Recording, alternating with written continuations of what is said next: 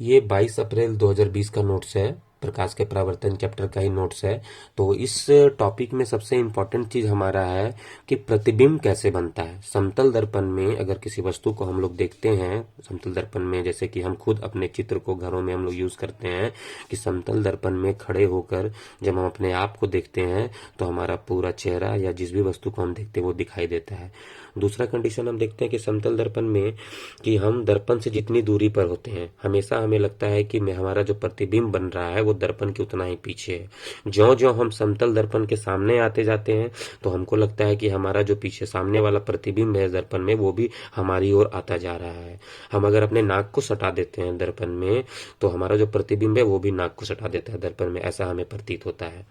ठीक है, लेकिन रियल में ऐसा कोई प्रतिबिंब होता नहीं है क्योंकि ये आभासी प्रतिबिंब होता है। तो यहाँ इस चैप्टर इस आज जो का जो नोट्स है इसमें हम लोग समझेंगे प्रतिबिंब के बारे में, जिसको हम लोग इमेजेस बोलते हैं, इमेज बोलते हैं प्रतिबिंब। तो प्रतिबिंब कैसे बनता है सबसे पहले हम लोग जानेंगे कि जब हम किसी वस्तु को दर्पण के सामने रखते हैं, दर्पण के सामने जब रखेंगे तभी तो प्रतिबिंब बनेगा। रखते हैं तो वस्तु से चलने वाली प्रकाश किरणें दर्पण से परावर्तित होकर अथवा टकराकर हमारी आंखों पर पड़ती है। ऑब्वियस है, देखिए यहाँ पे एक लाइन से लिखा है,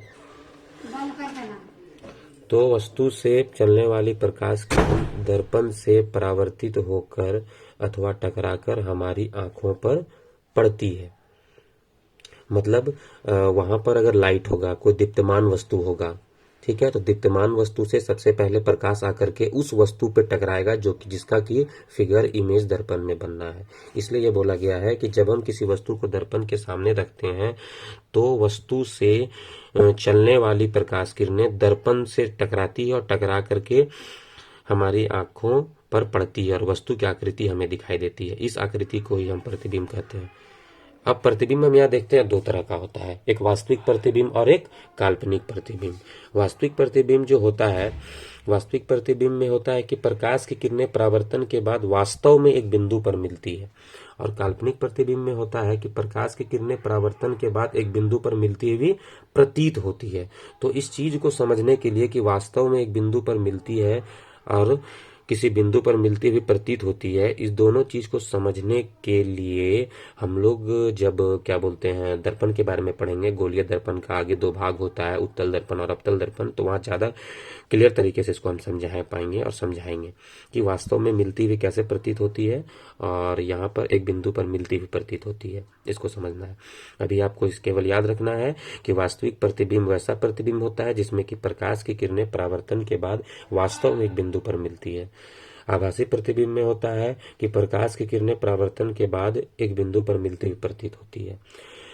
वास्तविक प्रतिबिंब में होता है कि हमेशा वस्तु के उल्टा बनता है। इसको याद रखना है कि वास्तविक प्रतिबिंब हमेशा वस्तु के उल्टा बनता है। आभासी प्रतिबिंब हमेशा वस्तु के सीधा बनता है। वास्तविक प्रतिबिंब को हम पर्दे पर प्राप्त कर सकते हैं जबकि आभासी प्रतिबिंब को हम पर्दे पर प्राप्त नहीं कर सकते हैं।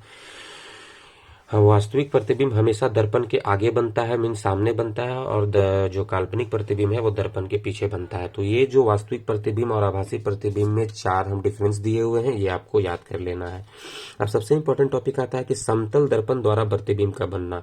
घरों में जो हम दर्पण यूज करते हैं उसमें प्रतिबिंब कैसे बनता है, तो यहाँ देख रहे हैं हम लोग कि किसी समतल दर्पण के सामने रखे गए वस्तु का आभासी या काल्पनिक प्रतिबिंब समतल दर्पण के पीछे उतनी ही दूरी पर बनता है जितनी दूरी पर वस्तु दर्पण के सामने होती है। हम पहले भी समझाए हैं कि दर्पण के सामने आप जितनी दूरी पर खड़े होंगे तो हमें ऐसा फील होता है कि हमारा जो इमेज है वो भी दर्पण के पीछे उतनी ही दूरी पर बना हुआ है। ये फिगर से हम समझाने के यहाँ पे कोशिश किए हैं, ठीक है, कि आप दर्पण की जितनी दूरी पर खड़े हैं तो आपको प्रतिबिंब भी उतनी दूरी पर दिखाई देगा। इसी को डिटेल्स में यहाँ समझाने के लिए ये थ्योरी यहाँ पे हम दिए हुए हैं कि यहाँ पे हमारा समतल दर्पण है, पीक्यू हमारा एक मिरर है, समतल दर्पण है। ये जो एरो लाइन यहाँ पे है आपको समझ में आ रहा है, ये पॉलिश्ड है, इसलिए दर्पण को ऐसे दिखाया गया है। पॉलिश्ड मीन्स ये जो दर्पण का परावर्तक सतह है, ये जो साइड है इस साइड में ये दर्पण का परावर्तक सतह है। इसलिए इधर में देखिए हम पूरा लाइन में पूरा फुल लाइन को खींचे हैं और इधर डॉटेड लाइन में हम दिखाए हुए हैं क्योंकि दर्पण का पिछला वाला भाग है, ठीक है। तो यहाँ पे हम लोग देखते हैं कि यहाँ पे एक समतल दर्पण है आपका पीक्यू समतल दर्पण है। इसके सामने कोई वस्तु ऑब्जेक्ट ओ रखा हुआ है। प्रतिबिंब के परिभाषा से डेफिनेशन से हम समझ शुरू में देखे कि यहाँ से वस्तु से जो किरण निकलता है तो बहुत सारा किरण निकलेगा। तो एक किरण हम देखते हैं कि लंबवत दिशा में गया और दूसरा किरण तिरछा आया। तो जो किरण लंबवत दिशा में गया, समतल दर्पण के पिछला 21 तारीख के नोट्स में हम देखे थे कि जो भी वस्तु से टकरा करके सीधी रेखा में लंबवत दिशा में समकोणीय दिशा में समतल दर्पण पर टकराएगी, ये जो आपतित किरण है वो उसी दिशा में परावर्तित हो जाएगी। यहाँ पर भी देखिए वैसा ही कुछ हो रहा कि जो सीधा जो किरण गया है ये टकरा करके लंबवत वैसे ही वापस आ गई है। दूसरी किरण जो तिरछी गई है वो टकरा करके तिरछी ही वापस आई है। ये आप समझ रहे हैं, ठीक है। तो यहाँ पर आप देख रहे हैं कि ये सीधा गया है तो सीधा टकरा करके आया, ये फिर तिरछा गया तो तिरछा टकरा करके आया। अब यहाँ पर अगर इस किरण को हम लोग काल्पनिक रूप में ज्यामितीय संरचना में जब डॉटेड लाइन में आगे बढ़ाएंगे और इस किरण को जो समकोणीय में लंबवत दिशा में दर्पण पर टकराता है इसको भी जो हम आगे डॉटेड लाइन में बढ़ाएंगे तो ये किसी बिंदु पे कट करता हुआ दिखाई देगा। ये जिस बिंदु पे कट करता हुआ दिखाई देगा उसी बिंदु पर हमारा इमेज बनेगा, उसी बिंदु पर हमारा प्रतिबिंब बनेगा, उसी बिंदु पर हमको अपना फिगर दिखाई देगा। अब जो है, अब ये दर्पण से हम अपना डिस्टेंस को मीन्स मान लीजिए इसको डी मान लें, डी फॉर डिस्टेंस को, जितने दूरी पर खड़े हैं ये प्रतिबिंब भी हमें उतनी ही दूरी पर दिखाई देगा। ऐसा आप मेजर कर सकते हैं, माप सकते हैं। यहाँ भी लगभग आपको समान दिखाई दे रहा है, एक्चुअल में लगभग ये समान होता ही है। इसी को हम लोग थ्योरी में लिखे हैं यहाँ पे कि यहाँ एक समतल दर्पण PQ है, देख रहे हैं आप कि समतल दर्पण PQ है, आप देख रहे हैं, पहले भी हम दिखाए हैं PQ समतल दर्पण है। इसके सामने एक वस्तु बिंदु O रखी है, इसके सामने देखिए एक बिंदु O और वस्तु रखी हुई है। O से निकली दो किरण OM और OA, देखिए OM और OA दो किरण निकली है। एक की OA तिरछी दर्पण, एक किरण OA तिरछी दर्पण पर आपतित होती है तथा AB सीधे दर्पण पर आपतित होती है, ठीक है। यहाँ पर देखिए आप OM जो है सीधा आपतित हुआ है तो सीधा ही परावर्तित हो गया और OA तिरछा आपतित हुआ है तो AB तिरछा परावर्तित होता है। यहाँ पे लिखा हुआ है भी कि दूसरी किरण OM सीधे दर्पण पर आपतित होती है तो पुनः OM में ही परावर्तित हो जाती है। मतलब वही बात है कि OM सीधा गया तो सीधा परावर्तित हुआ, OA तिरछा आया तो AB तिरछा परावर्तित हुआ।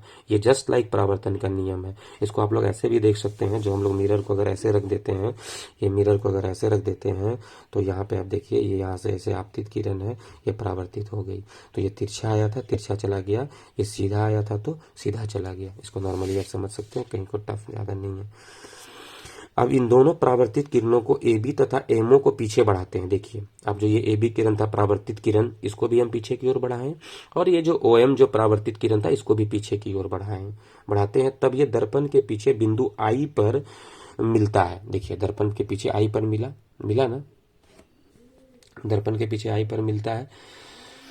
दर्पण के आगे से देखने पर मीन्स इधर से देखने पर, दर्पण के आगे से देखने पर, यहाँ देखिए यहाँ पे लिखा हुआ है कि दर्पण के आगे से देखने पर हमारी आंखों को लगेगा कि ये किरणें AB तथा MO बिंदु I से अपसारित हो रही है। हमारी अगर यहाँ पर खड़ा होकर हम देखते हैं तो लगेगा कि ये जो I है ये I किरण पर ये अपसारित हो रही है। अपसारित अभिसारित हम वहां पे देखे थे अपसारित अभिसारित, ठीक है। एक कन्वर्ज एक डाइवर्ज, फैल रही है, ठीक है। वहां से अपसारित वर्ड आया है, जहाँ पे कि हम लोग किरण पुंज का समूह देखे थे, समानांतर, अभिसारित और अपसारित।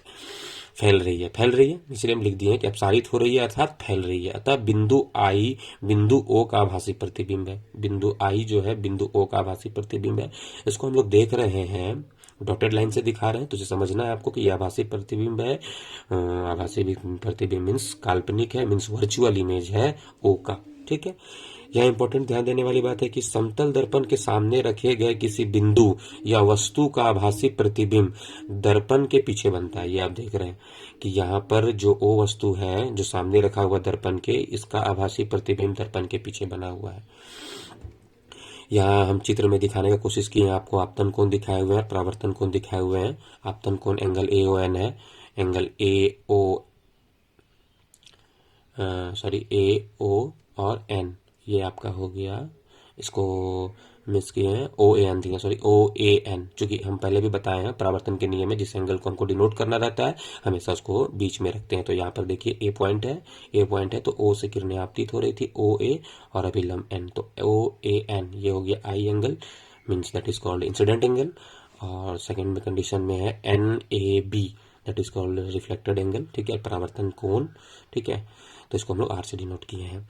अब यहाँ पर अगर हम एम ओ और एम आई की दूरी को मापते हैं, पहले ही हम जैसे बताएं कि एम ओ से जितना डिस्टेंस होगा एम से ओ का, उतना ही डिस्टेंस होगा एम से आई का। यहाँ पे भी है कि एम ओ से एम आई की दूरी मापने पर हम पाते हैं कि दर्पण से वस्तु की दूरी एम ओ बराबर दर्पण से प्रतिबिंब की दूरी। ये प्रूफ हो गया। जब आप मेजर कीजिएगा, ये ज्योमेट्रिकल तरीके से इसको बनाने के बाद जब मेजर करेंगे हम लोग एम ओ और एम आई को, तो दोनों का सेम डिस्टेंस आएगा। इसलिए हम लोग बोला गया है कि दर्पण से वस्तु की दूरी बराबर दर्पण से प्रतिबिंब की दूरी। समतल दर्पण में ये प्रूफ हो गया कि वस्तु दूरी बराबर प्रतिबिंब दूरी है, ठीक है। अगर आपको इसमें समझ में नहीं आया होगा तो फिर से हम वीडियोस बनाएंगे और अच्छे तरीके से समझाने की कोशिश करेंगे। और ये जो डेट वाइज हम नोट्स बनवा रहे हैं, ये फिजिक्स के कॉपी में आपको नोट करते जाना है। डोंट वरी, क्लास जब से स्टार्ट होगा फिर क्लासेस में भी हम सब कुछ समझाएंगे फिर से। इसको समझ में आ रहा, जिन बच्चों को बहुत अच्छी बात है, नहीं समझ में आ रहा आप पूछ सकते हैं ग्रुप में, और फिर जब क्लासेस ओपन होगा तो क्लासेस में फिर डिटेल से हम समझाएंगे। Thank you.